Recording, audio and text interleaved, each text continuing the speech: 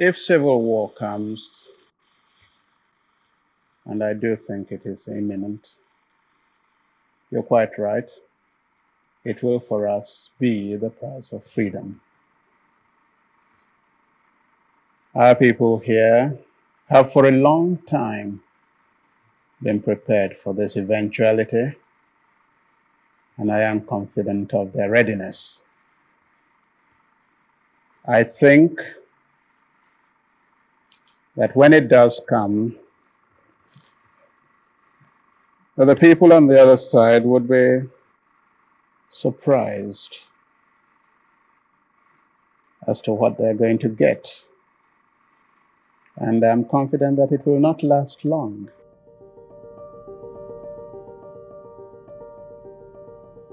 When General Chukwuemeka Ojukwu declared Biafra's independence in May 1967, not many could have predicted the level of carnage and devastation that would befall the people of southeastern Nigeria over the course of the next 3 years. Having concluded that their people were no longer safe anywhere within the borders of the Federal Republic of Nigeria, the political leaders of the Igbo ethnic group decided that the only way to save their people from ethnic persecution was to break away and form their own country. Buried deep underneath the Biafran soil was one of Africa's largest reserves of crude oil. And emboldened by the seemingly infinite money-making potential of this precious black toxin, Biafra's new leaders charged forward in full confidence that the very ground they walked on was their golden ticket to becoming a true African powerhouse. But just as they fueled the Biafran fight for independence, the region's vast deposits of black gold also reinforced the Nigerian government's resolve to extinguish the Biafran uprising by any means necessary.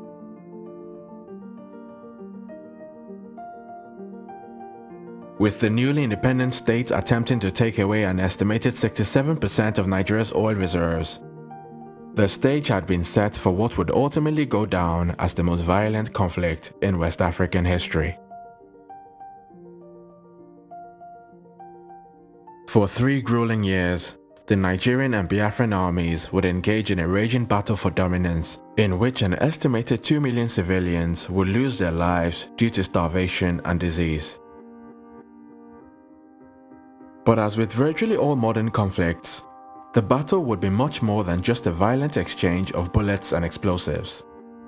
The Nigerian Civil War would see both belligerents engage in wartime propaganda with a level of sophistication never before seen on African soil.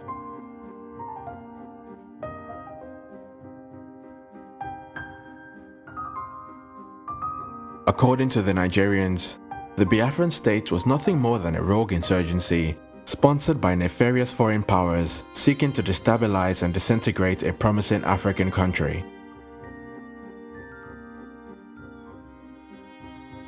The Biafran narrative, on the other hand, invoked a much more visceral reaction. Their message to the international community was that the Nigerian state had adopted a policy of ethnic cleansing against the Igbo people, and so Biafran independence was the only way to protect themselves from complete annihilation by a Nigerian state whose only interest was in the exploitation of Biafra's precious oil reserves.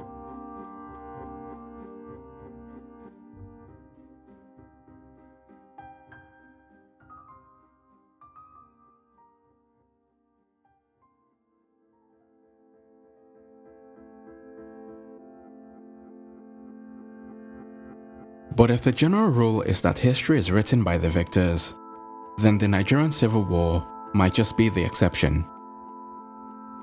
Although the war ultimately ended with a victory for the Nigerian army, the Biafran wartime message would have a long-lasting impact on how Nigeria's oil wealth would come to be viewed in the years following the war.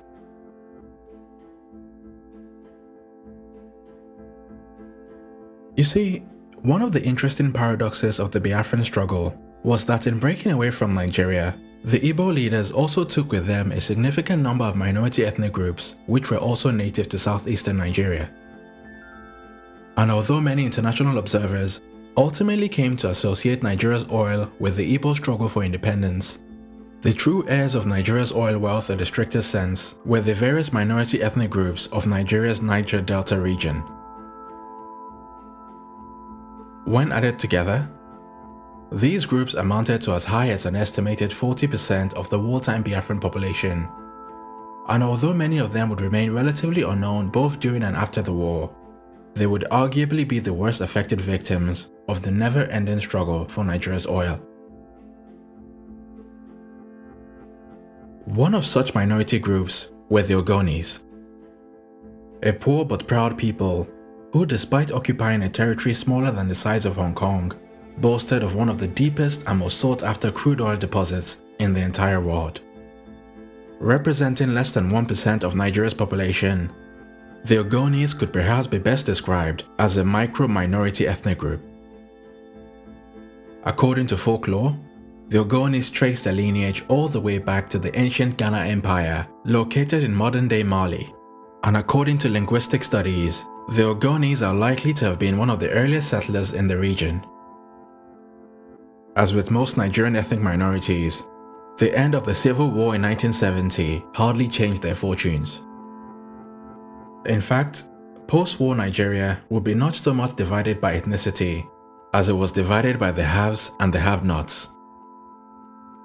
With various military dictators taking turns at the helm of power and oil prices flying sky high, Nigeria in the 70s, 80s and 90s became a perfect illustration of what political scientists referred to as a rentier state. A country which was solely dependent on bribes, rents and taxes paid by foreign businesses in exchange for raw natural resources. With the oil money in full flow, Nigeria's leaders really didn't need the economy as a whole to perform in order to fill their pockets. And even better, neither did they need to rely on the approval of an electorate. Aside from a very brief period of democracy under President Shehu Shagari between 1979 and 1983, Nigeria would remain under the firm grip of a host of military dictators. And so from the end of the Civil War right up until the creation of the Fourth Nigerian Republic in May 1999, the post-war Nigerian state basically had no civil contract with the Nigerian people. The only relationship that mattered to Nigeria's leaders were the numerous opaque agreements with the multinational oil companies operating within the country's oil sector.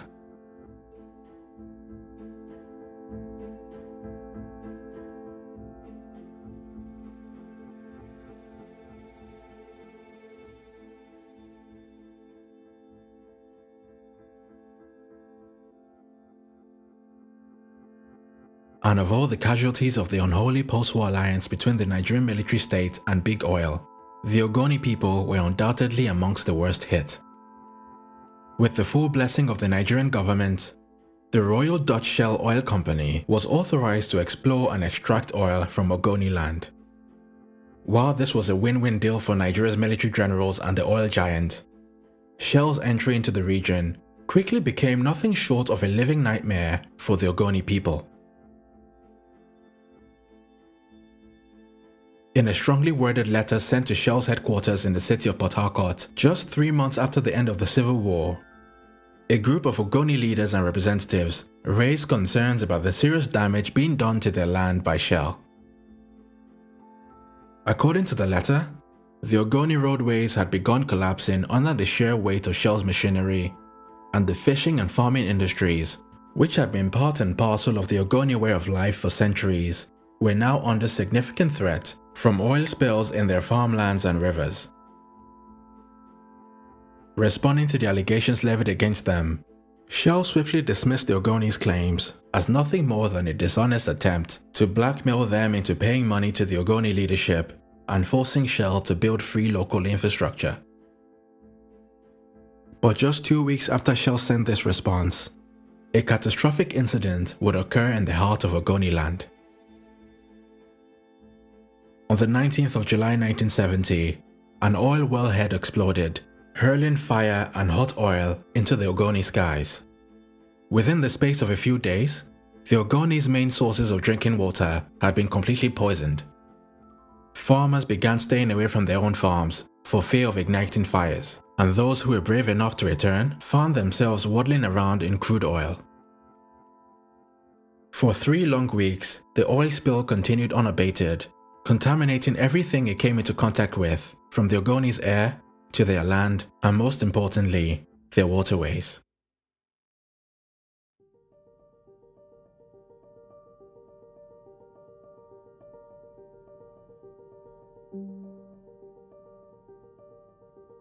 And unfortunately, the July 1970 oil spill would just be one amongst a long list of similarly devastating incidents that would occur over the course of the next 3 decades.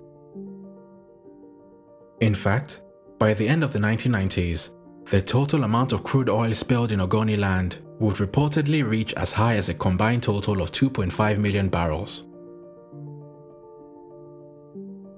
Monitoring the oil spills from his offices in the city of Port Harcourt was the renowned Ogoni writer and film producer, Ken Saro. After a short career in government, Saro had risen to become arguably the most well-known Ogoni in all of Nigeria, thanks to the success of his hit comedy show, Bassi and Company. Centered around the life and trials of a small-time conman and his various get-rich-quick schemes, the popularity of Saro's comedy show was largely due to his light-hearted critique of the get-rich-quick mindset that had become prevalent at every level of Nigerian society.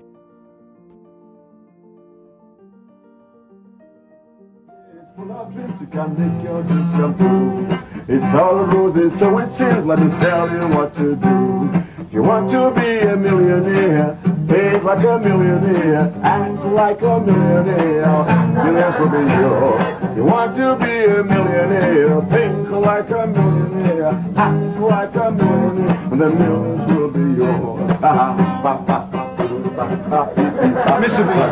Mr. B, I'm hungry. I thought you stumbled across a street party last night. Yes. Didn't you eat enough?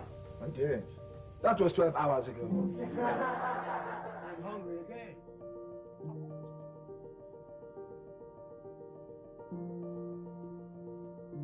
Having grown sick and tired of the military government's complicity in the devastation of his ancestral land, Saro spearheaded the creation of a pressure group known as the Movement for the Survival of the Ogoni People, which was popularly known as MOSOP. With the approval of the elders and traditional rulers of the Ogoni communities, Ken Saro drew up a Bill of Rights mandating greater financial and political autonomy for the Ogoni people. He then sent his Bill of Rights to the military government alongside an urgent demand for protection against Shell's devastation of their land and property. But with Saro's MOSOP group having virtually no bargaining power, the Nigerian government's response was to simply brush them aside and carry on with business as usual.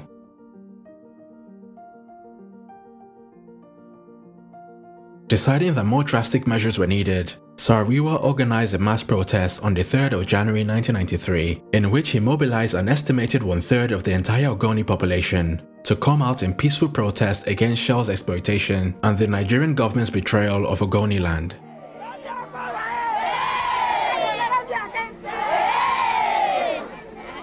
We are going to demand our rights peacefully, non-violently, and we shall win.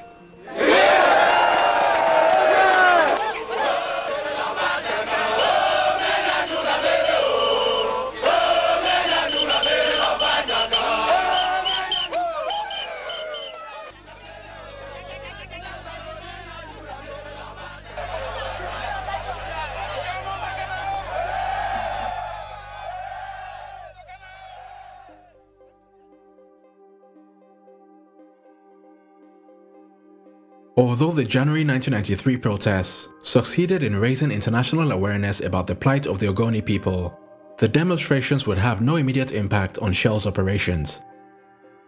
In the weeks following the protest, Shell continued to expand its operations in Ogoni land as it bought up more concessions, dug through farmlands, and devastated more Ogoni communities with the full blessing and protection of the Nigerian military.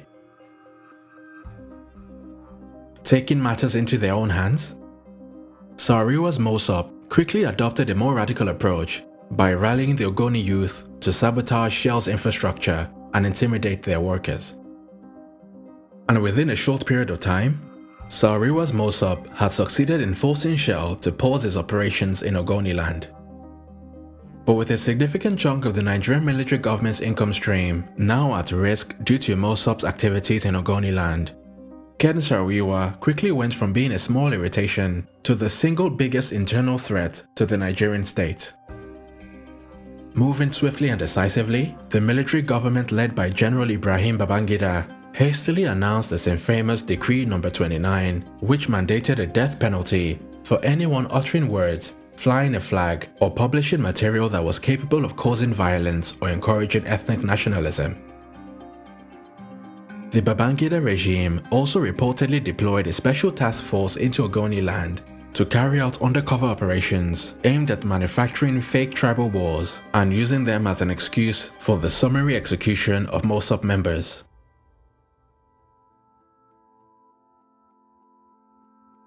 These covert military operations would allegedly continue up until November 1993, when General Sani Abacha replaced General Ibrahim Babangida as Nigeria's military head of state.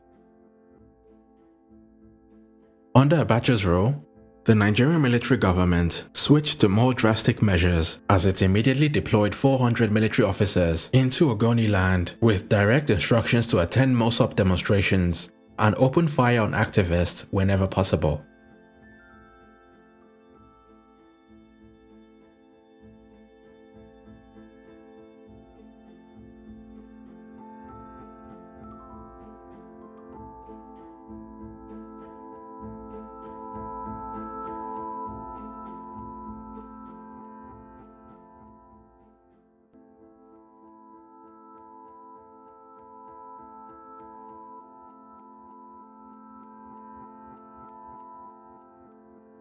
But even with the increasing number of casualties under Abacha's rule, Saro Wiwa continued to encourage resistance and inspire more and more Ogoni youth to join his movement.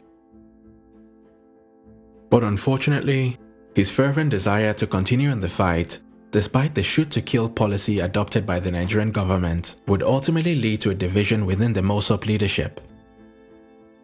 With the increasing amount of Ogoni youth losing their lives in the fight against the Nigerian military government, some Ogoni elders denounced Saro Wiwa as being too militant and began calling for MOSOP to seek to engage in peaceful negotiations with the Abacha regime.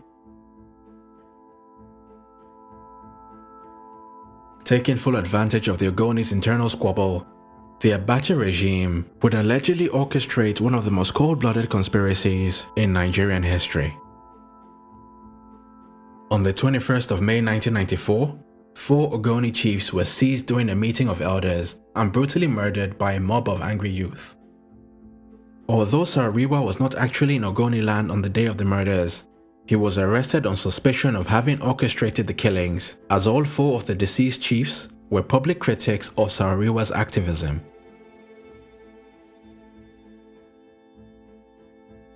Despite completely denying all charges, he was imprisoned for over a year before he was eventually brought to face trial in front of a special tribunal. With the panel of judges suspected to have been handpicked by General Sani Abacha himself, and many of the prosecution's witnesses later admitting to having been bribed to give false testimony, Saro Wiwa was brought to face trial in front of a textbook kangaroo court. As one of the most well-known political prisoners of the infamous Abacha regime, Saro Wiwa's trial garnered a great deal of international coverage. But despite the global outcry against the unfairness of his arrest and trial, Ken Saro Wiwa was ultimately found guilty and sentenced to death alongside 8 other leading members of his movement. The Ogoni 9, as they would forever be known, were executed by the Abacha regime on the 10th of November 1995. After surviving 4 unsuccessful attempts by the executioner, Saro Wiwa finally succumbed to death by hanging, and his immortal last words were recorded as, "Lord, take my soul, but the struggle continues."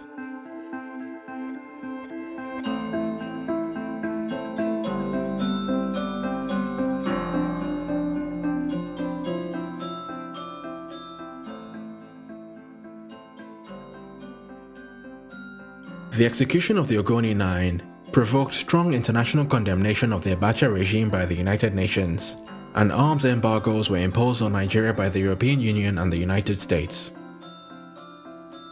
British Prime Minister John Major called the executions a judicial murder, while South Africa's Nelson Mandela, Zimbabwe's Robert Mugabe, and Daniel Arap Moi of Kenya all called for Nigeria's suspension from the Commonwealth of Nations.